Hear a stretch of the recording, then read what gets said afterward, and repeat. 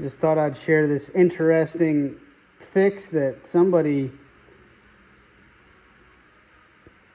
tried. Pretty creative. It didn't last forever. I bought this vise on eBay for parts. The guy offered to send me everything, even though this was beyond repair, he said.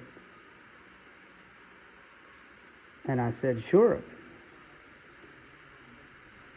So, but the main body's good. The threads look good on this, on the handle and the nut. Base is good. It's going to get a ball base for it. But yeah, probably make a new jaw, maybe a pivoting jaw. Pretty neat what guys used to do to keep stuff going.